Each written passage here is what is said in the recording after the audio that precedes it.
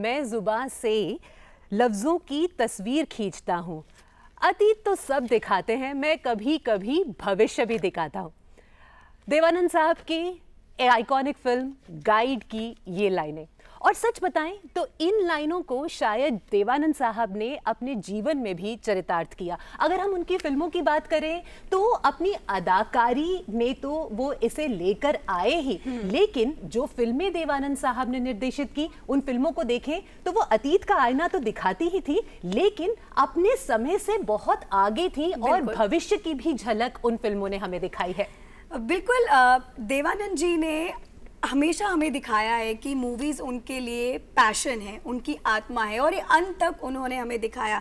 लेकिन सिर्फ इतना ही नहीं, एक्टिंग और डायरेक्शन, इन दो चीज़ों की क्या भूमिका है हमारी ज़िंदगी में, ये भी उन्होंने हमें बहुत विस्तार से समझाया। बिल्कुल, समाज में एक निर्देशक का क्या काम है, क्या रोल है, एक एक्टर का क्या रोल है, ये हमें उनके फिल्मों के माध्यम से हमेशा दिखता रहा। और आज हमारे साथ इस शो पर भी दो मेहमान ऐसे हैं जिनके साथ हम इसी विषय पर बात करेंगे।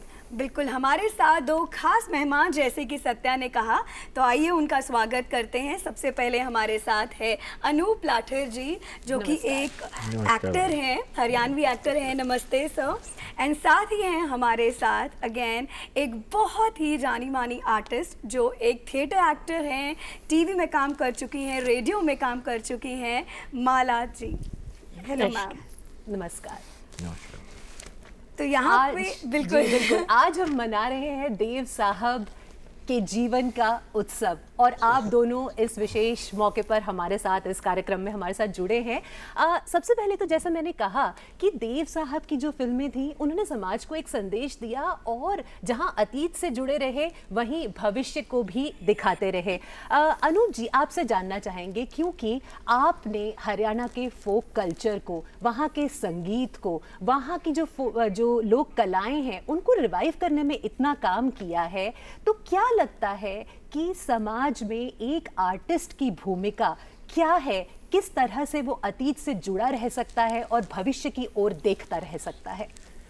देवानंद जी जो है ना, असल में वो एक बड़े डेयरिंग एक्टर थे, डायरेक्टर थे, प्रोड्यूसर थे, लेकिन इसके साथ साथ वो एक नए हीरोइंस के लॉन्चर भी थे। बिल्कुल, बहुत सारी हीरोइंस को उन्होंने लॉन्च किया, और उनका जो अपना स्टाइल था ना, वो जो लटकाव वाला उनका लहजा था, और जो वो मैच भी बोलने के साथ भी उनके करता था।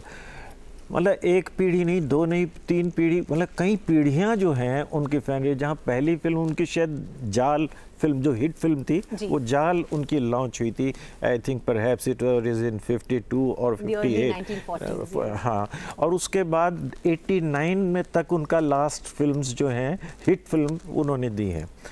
इस दौरान में पहले देवानंद एक थे जो वो जुल्फ़ों वाले थे, है ना, वो लट उनकी होती थी, और उसके बाद फिर वो उन्होंने अपने आप को रीलॉन्च किया था। और जब रीलॉन्च किया, मतलब पहले वो जो लटकाव वाला उनके जुल्फ होती थी, तो सारा फैशन, सभी लोग, सारे युवा उसी तरीके से बड़ी जुल्फें ऐसे बनाया करते थे। और उसके बाद जब उन्होंने दूसरा अपना चेंज ओवर किया, तो it was a modern change over. लेकिन उनका ये सिर्फ अपना ही चेंज ओवर नहीं होता था, लाइफ में भी वो जो फिल्म्स बनाई हैं उन्होंने, वो सोशल रेलेवेंसी की भी बनाई हैं।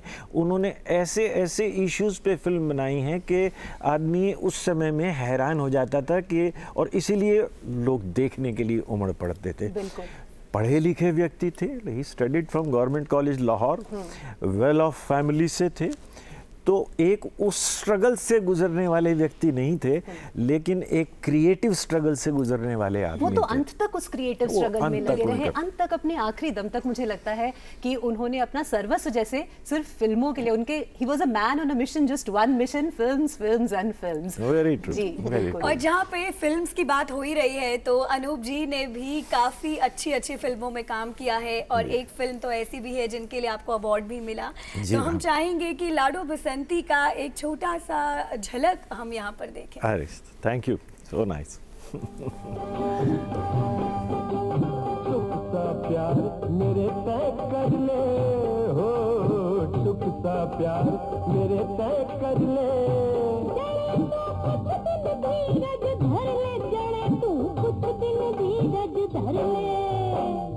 अरे साथ चलन की तैयारी कर ले। अरे साथ चलन की तैयारी कर ले। राम रट के साथ चलन की तैयारी कर ले। राम रट के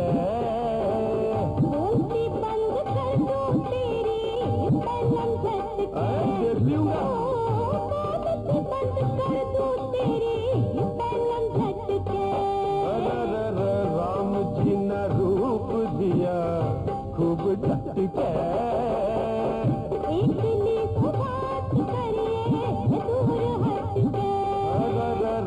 राम जी ने रूप दिया। वैसे अनूप जी मैं आपको पहचान नहीं पाई इसमें इतनी बड़ी बड़ी मूंछों में बिल्कुल एक अलग गेटअप था आपका। वैसे कितनी खूबसूरत और कितनी सुंदर खुशबू है ना हमारे लोक संगीत बिल्कुल की। और जैसे कि मैंने शुरू में ही कहा ना सत्या कि कॉस्ट्यूम्स वो पूरा फील लुक एकदम इंसान की शक्ल ही बदल जाती है। माला जी क्योंकि हम फिल्मों की ही बात कर रहे हैं यहाँ पे, देवानंद जी की हमने यहाँ पर बात की, तो मैं आपसे पहला सवाल यही पूछना चाहती हूँ कि आपको क्या लगता है कि देवानंद जी ने क्या योगदान दिया हम सभी की जिंदगी में? योगदान वो तो इतने ज़्यादा दिल के करीब थे। फर्स्टली सो गुड लुकिंग और उनमें इतनी प्रतिभा थी और उनकी हर हीरोइन इतनी खूबसूरत, और हीरोइंस को भी उन्होंने बहुत ही बढ़िया सांचे में डाला था। ये नहीं कि रन ऑफ द मिल थी कि सिर्फ गाना गा रही हैं, नहीं, उनमें बहुत सब्सटेंस था। उनके टैलेंट को उन्होंने उभारा और प्रोग्रेसिव दिखाया। उनकी हमेशा फिल्मों में, बाद की फिल्मों में जिनमें उन्होंने डायरेक्ट किया, उनमें दो तरह की एक तो हीरोइन होती थी और दूसरी थोड़ी progressive, you can even not call her a vamp but a different persona उसका होता था। तो किस तरह से उन्होंने उनका तालमेल किया अपनी स्टोरीज में और बहुत ही सक्सेसफुल रहे। मुझे तो वो बहुत अच्छे लगते हैं और मुझे लगता है कि वो तो वेटरन हैं, उनके बारे में कुछ भी बोलूं बहुत कम है। बिल्कुल हाँ बिल्कुल सच में ये तो है कि मतलब मैंने काफ़ी सारी मूवीज़ उनकी नहीं देखी, बट जितनी भी देखी हैं आज के टाइम पर भी ऐसा लगता नहीं है कि वो उस ज़माने में बनाई गई या इतने सालों पहले प्रोग्रेसिव मूवीज, वेरी प्रोग्रेसिव। वहीं पे माला जी अगर हम बात करते हैं आपकी, आपने रेडियो में काम किया, टेलीविज़न में काम किया, थिएटर में काम किया, तो आपकी जो जर्नी है वो कैसे मतलब उसकी शुरुआत कैसे हुई? शुरुआत हुई रेडियो से, क्योंकि मैं उन दिनों तो आप लोग शायद पैदा भी नहीं थे। युववाणी प्रोग्राम होता था, यूथ फोरम। तो किस ईयर में था ये? अब बहुत पुरानी बात है, बहुत डेकेड्स पहले, may be almost 40 decades, you know, बहुत उससे भी ज़्यादा हो सकता है। तो मैं युववाणी के प्रोग्राम में गई थी जब मैं टीनेजर थी और वहाँ पर एक अपना अनुभव, स्टेज का पहला स्टेज एक्सपीरियंस मुझे लिखना था और बोलना था। अच्छा। तो वो मेरे लिए एक बहुत अच्छा प्लेटफॉर्म था, मैंने बोला और उसी से मुझे उन लोगों ने सेलेक्ट कर लिया एज अ रेडियो वॉइस। तो थिएटर में भी आपका जो पदार्पण हुआ वो आकाशवाणी के माध्यम से रहा, तो यानी कि आकाशवाणी और दूरदर्शन का बहुत गहरा संबंध। अब मैं बिल्कुल थिएटर में विलीन हो गई हूँ, लेकिन पहले मेरा इन्हीं दोनों चीज़ों में बहुत ज़्यादा रुझान था। तो आपके भी एक प्ले की कुछ झलकियां हैं हमारे पास, अपने दर्शकों के साथ यहाँ साझा करना चाहेंगे। Thank you. शफल करा, अब आप पहले चेक करें कि ताश ठीक है कि नहीं। अरे नहीं, चेक क्या करना है, ठीक ही होंगे। अरे ताश चेक करना खेल का नियम है। ठीक है, ओके। अब आप कोई भी पत्ता लाल या काला निकाल लीजिए, मैं बिना देखे रंग बताऊंगी। I'm lucky in cards. I'm going to win. Love. Yes. Apple. Cheque में 20,000 लिखना है ना? Certainly. मिली रॉय, और चेक क्रॉस मत कीजिएगा। ओके। Thank you. अब आप रखिए ताश, मैं पत्ता निकालूंगी, आप रंग बताइए। ओके। ब्लैक। यस। यस। तो मुझे क्या मिल रहा है? आपका ये चेक आपको वापस मिल रहा है। है ना कितना सिंपल, पाना और खोना। अब फिर से मेरी बारी आ गई पत्ता बताने की। This game I have to win. So that was Mr. Right, That Mala is ji? Mr. Right, which was Wonderful. recently performed. Yes. Anoop ji, आपसे जानना चाहेंगे, जैसे हम पहले भी बात कर रहे थे कि आपने हरियाणा की जो लोक कलाएं हैं उनको प्रिजर्व करने में, उनको डॉक्यूमेंट करने में और आज फोर फ्रंट में उनको लेकर आने के लिए बहुत बड़ा योगदान दिया है। आपने एक किताब भी लिखी है, काल और ताल, जिसमें जी, आपने जन्म से लेकर मृत्यु तक की जितनी फोक गीत हैं उनको आपने डॉक्यूमेंट किया है अलोंग विथ नोटेशंस। क्या लगता है क्यों आवश्यक था ये इस समय पर कि जनता इसके बारे में जाने और इसे पहचाने? इंडियन नॉलेज सिस्टम्स के बारे में अब सरकार भी बहुत सचेत है और इसको लेकर एनईपी में भी इसी तरीके की इम्प्लीमेंटेशन हुई है। क्या होता है कि जैसे फैशन होता है ना, तो एक दौर आता है वो साइकिल की तरह चलता है और फिर वो फैशन समाप्त हो जाता है। लेकिन ऐसे ही जो कल्चर है, फोक कल्चर है, वो भी ट्रांजिशनल होता है, तो बदलता रहता है, फिर दूसरी चीज़ें पसंद आने लगती हैं, लेकिन लौट के फिर हमें वो जो था वो हमें याद रहना चाहिए। हमें कब उसकी ज़रूरत पड़ जाती है, जैसे हम आर्कियोलॉजी में जाते हैं तो हमें पुरानी चीज़ें फिर हम दबाई हुई खोद कर फिर लाते हैं और फिर अपने नौजवानों को दिखाते हैं। तो समाज में वो प्रेरणा जो है हमें अपने आने वाली पीढ़ियों को उनको दिखाने के लिए, बताने के लिए कि ये हमारा रिच हेरिटेज था, उसके लिए बहुत चीज़ें ज़रूरी हैं और ये आसान नहीं होता है। आपको गांव-गांव जाकर सारे ऑडियोज़ रिकॉर्ड करने हैं। अच्छा। उनका आपको लिरिक्स उनके तैयार करने हैं और फिर आपको अपने साथियों के साथ मिलकर बैठकर उसकी नोटेशंस तैयार करना। और आप अभी देखें, आपको ध्यान में आए तो चारों तरफ शादी ब्याह जैसे होते हैं, तो पहले फेरे होते हैं, उसके ऊपर गीत होते हैं, उस पर सिटने गाए जाते थे और तरीके के, ये सारे अलग अलग परंपराओं के गीत। अब शादी होती हैं पैलेसेस में, है ना, मैरिज पैलेसेस में, तो वहाँ पर ये सब रस्में अब ख़त्म हो चुकी है। लेकिन ऐसा नहीं है कि वो मधुरता जो है ना उस लोक संगीत की, वो आपको फिर भी सुनने में अच्छी लगती है। आने वाले समय में जब मेरे, आपके, हम सब के बच्चे ग्रैंड चिल्ड्रन होंगे और वो आकर ये कहेंगे कि दादू आप कहते थे ना वो गाना ऐसे गाया, कैसे गाया, गाना सुनाते थे शब्दों में, तो मैं आपको सुनाऊं वो गीत कैसे सुनाया। तो वो नोटेशंस पढ़ेगा और नोटेशन लेकर, सिंथेसाइजर लेकर ठड़क ठड़क बजाएगा और आपको सुनाएगा, मुझे सुनाएगा, सबको सुनाएगा। वो गीत फिर से हमारे सामने हो जाए। तो इस तरीके की डॉक्यूमेंटेशन जो है, इसी तरीके से स्वांग है, हम जो फोक थिएटर, पूरे हिंदुस्तान में फोक थिएटर हैं, अलग हर प्रदेश में फोक थिएटर है। आज कोई भी उसमें नहीं जा रहा, लेकिन अगर हम अपनी नई पीढ़ी को, पढ़ी लिखी नौजवान पीढ़ी को भी उसमें लॉन्च कर दें, तो आप सोचें कि हमारे वो सारी फोक थिएटर फॉर्म्स फिर से वैसी की वैसी हमारी अगली पीढ़ियों के पास भी होगी। बिल्कुल।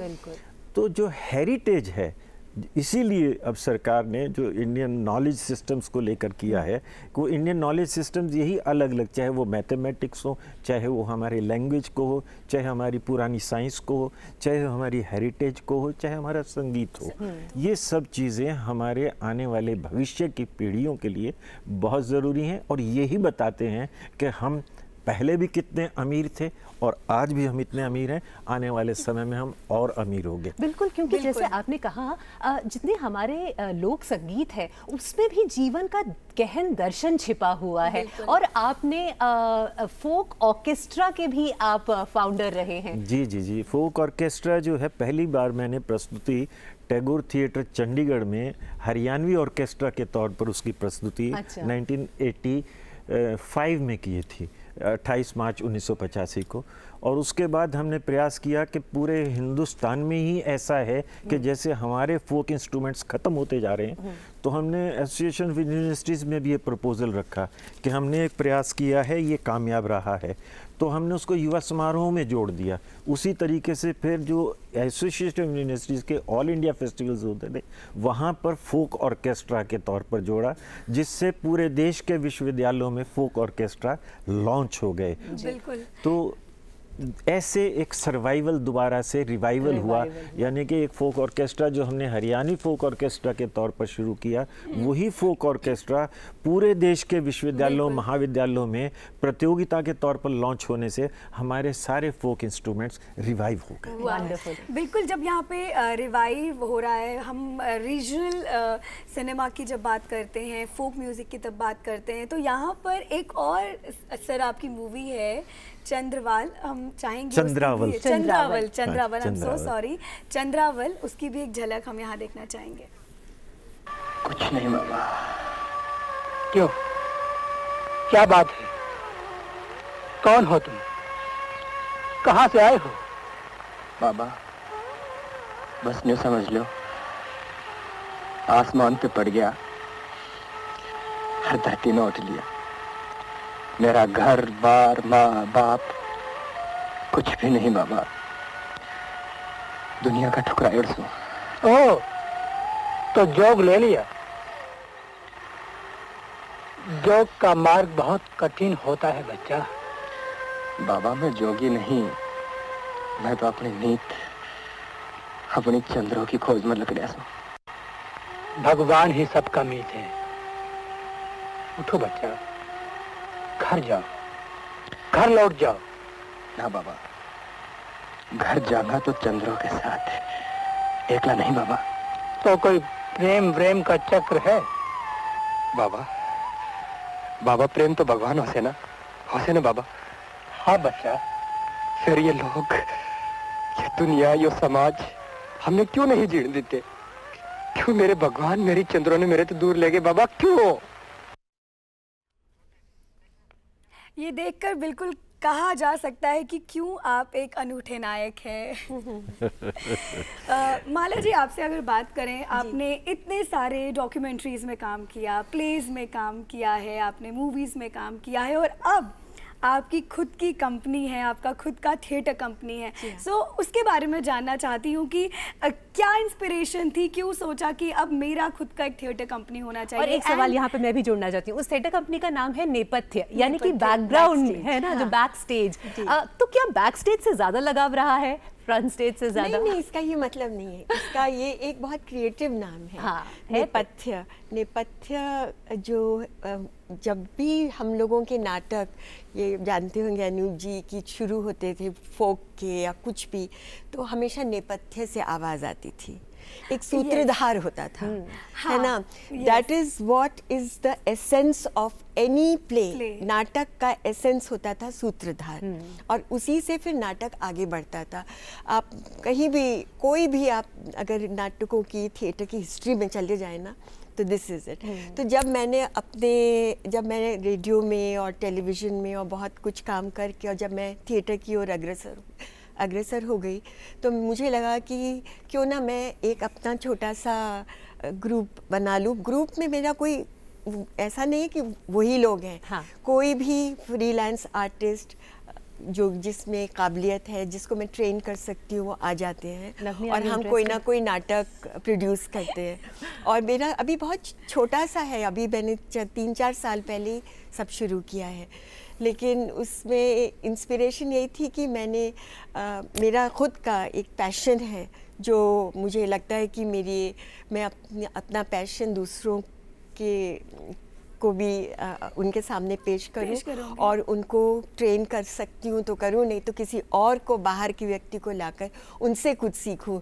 आई am very open to every creativity, absolutely. मुझे कुछ ऐसा नहीं है कि ये मेरा है कि एक थिएटर कंपनी है जिसमें जिसको भी इंटरेस्ट, और अब हम लोग बहुत अच्छे लोग जुड़ गए हैं उसमें, और बहुत अच्छे कलाकार हैं। अभी आपने मिस्टर राइट देखा, इसके पहले विजय तेंदुलकर का जाति पूछो साधु किया, फिर सांत्वना निगम जो एक बहुत बड़ी लेखिका थी, उनकी कहानियाँ की, मुंशी प्रेमचंद की कहानियाँ की। तो ये सब मेरे को इंस्पिरेशन हुआ अपने पुराने डायरेक्टर्स से, जो फिर मैंने अपने थिएटर कंपनी में ढाला। और नाम जो आपने कहा है नेपथ्य, ये मुझे बहुत ही खूबसूरत नाम लगा और मेरे दिल को ऐसा महसूस हुआ कि ये नाम for a theatre group is apt. ये शब्द हमेशा से मुझे भी बड़ा फैसिनेट करता रहा। जब भी हम स्कूल में हिंदी के प्लेस पढ़ते थे या फिर संस्कृत के प्लेस पढ़ते थे, उसमें जो नेपथ्य जो शब्द आता था बड़ा खूबसूरत लगता था। तो मुझे ऐसा लगता है बैकस्टेज में वो खूबसूरती नहीं है उस शब्द में, है ना? वैसे आपने हम दोनों में कोई स्पार्क देखा है? हम ज्वाइन कर सकते हैं आपकी थिएटर? बिल्कुल ज्वाइन कर सकते हैं। आप दोनों खूबसूरत हैं, दोनों यंग हैं और मुझे तो हमेशा अच्छे कलाकारों की ज़रूरत पड़ती है। तो अगर अभी जैसे आपने कहा कलाकारों की बात की, तो जब भी कोई स्टूडेंट या कोई भी कैंडिडेट आता है या कोई फ्रीलांसर आपके थिएटर में, सो एक एक्टर में आप वो क्या चीज़ें देखते हैं, मतलब वो क्या बेसिक क्राइटेरिया है कि जो बहुत ज़रूरी होना चाहिए एक एक्टर में? Dedication. Wonderful. First thing is dedication. You have to be totally, मतलब ये आपको सोचना है कि अगर मुझे ये काम करना है तो मेरे को अपनी लगन से करना है। वो तो किसी भी काम के लिए अगर आप दिल से करेंगे, अपना 100% नहीं तो 200% देंगे तो आप सक्सेसफुल होंगे। ज़रूरी नहीं है कि आप में प्रतिभा हो, प्रतिभा आप क्रिएट कर सकते हैं। हर इंसान में कुछ ना कुछ खूबी होती है और वो उसको कर सकता है। अभी इसी प्ले के बारे में मैं बताती हूँ। एक लड़का था जिसने कभी, ही वॉज वेरी शाय, वो उसको लग रहा था, उसने नौकर का रोल किया था। वो सोच रहा था मैं नहीं करूँगा, मेरे से नहीं हो पाएगा। ही वुड बी एम्बैरेस्ड कि मुझे गठरी लेके घर छोड़ के जाना पड़ रहा है या तौलिया लटका के पूछना है चाय लेंगे। लेकिन उसने इतना बढ़िया किया कि बाद में भी लोग, जबकि उसके 2 ही सीन थे, पर you know this is how वो थिएटर। इससे क्या होता है ना कि आप एक कलाकार पनप जाता है जी, और उसकी जो अंदर की शाइनेस है, इनिबिशन है, वो सब हट जाते हैं। और कोई नई भी कलाकार हो, लेकिन अगर वो उसको मौका दिया जाए तो क्या मालूम वो क्या बन जाए। बिल्कुल। तो this is a very very beautiful medium. प्रतिभा है, लेकिन एक ऐसा माध्यम चाहिए कि हम उन्हें अपनी कलाओं से जोड़ सके। अनूप जी, और आप बहुत ही बेहतर ढंग से इस काम को कर रहे हैं। आप चेयरपर्सन कल्चरल काउंसिल भी हैं यूनिवर्सिटी ऑफ दिल्ली के। तो दिल्ली विश्वविद्यालय में किस तरह के कदम आप उठा रहे हैं ताकि दिल्ली विश्वविद्यालय में जो युवा हैं वो हमारी संस्कृति से जुड़ सके?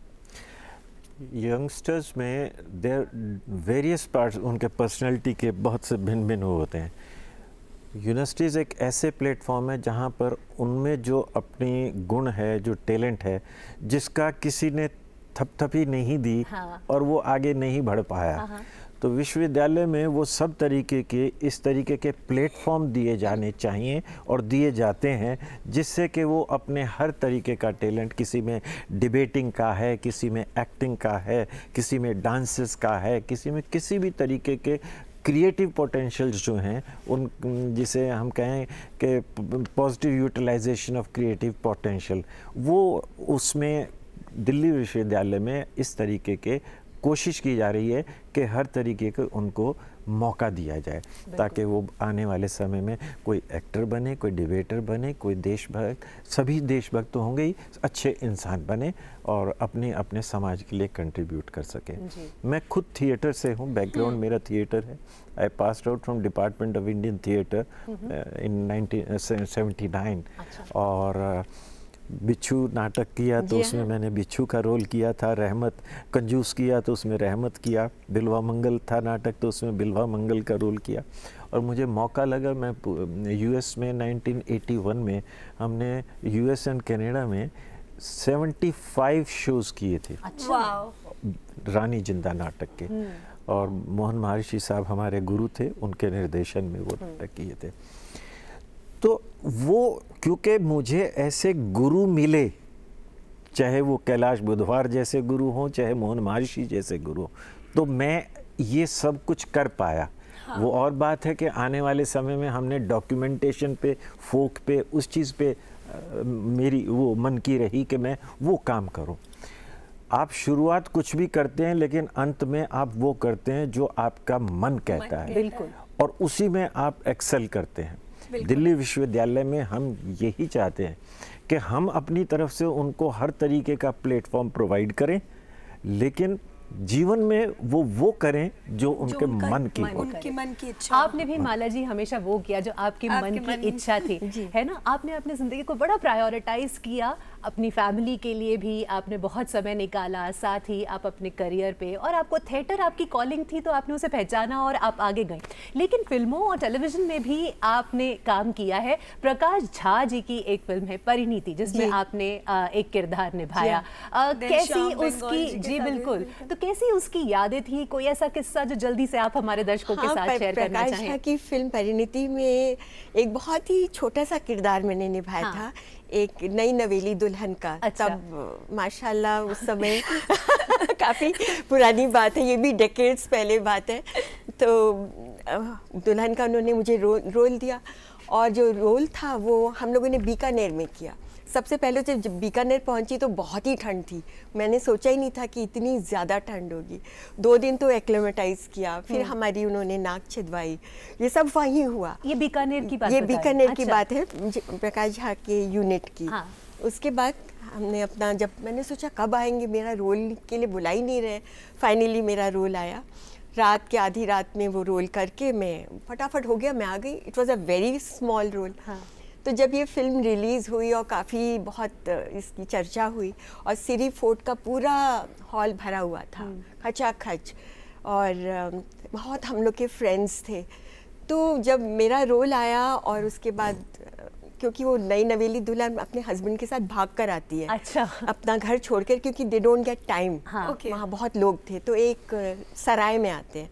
उस सराय में आते हैं तो वो जब सजी हुई है तो सराय की जो मलकिन है वो सोचती है कि ये तो लक्ष्मी आ गई हमारे घर।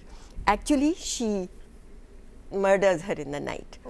तो हमारा मर्डर हो गया, लेकिन वो दिखाते नहीं है, बस सिर्फ दिखाते हैं कि ज्वेलरी सारी निकली हुई है। और उस मेरा छोटा सा एक था कि वो कैसे घूमती है, वही एक प्रेजेंस थी, और जो डायलॉग थे 2-3। तो हमारे फ्रेंड्स लोग इनसे कहते हैं, मेरे हस्बैंड से, ये माला नहीं दिखाई दे रही? तो कहते हैं she is dead, have a heart. ये तो इतना मुझे याद है, क्योंकि इट वाज सो फनी कि लोग सोचे अभी तो और आएगी, कहते हैं आएगी कहाँ से, तो गई। क्या बात है। लेकिन छोटे छोटे किरदार जो हैं वो भी बहुत बड़े काम बिलीव कीजिएगा। उसकी डबिंग के लिए चाहे मेरी 2-3 लाइनें ही थी, पर डबिंग के लिए मुझे झा जी ने बॉम्बे बुलाया जी, जो कि it was very you know, कहाँ लोग बुलाते हैं डबिंग के लिए, बट ही कॉल्ड। वंडरफुल। आप दोनों से बात करके बहुत अच्छा लगा, बहुत अच्छा लगा कि आप यहाँ आए, आपने हमारे साथ, हमारे दर्शकों के साथ इतनी सारी बातें, इतनी सारी यादें शेयर की। बहुत बहुत धन्यवाद आप दोनों का। Thank you so much, lovely to be with you all. So nice.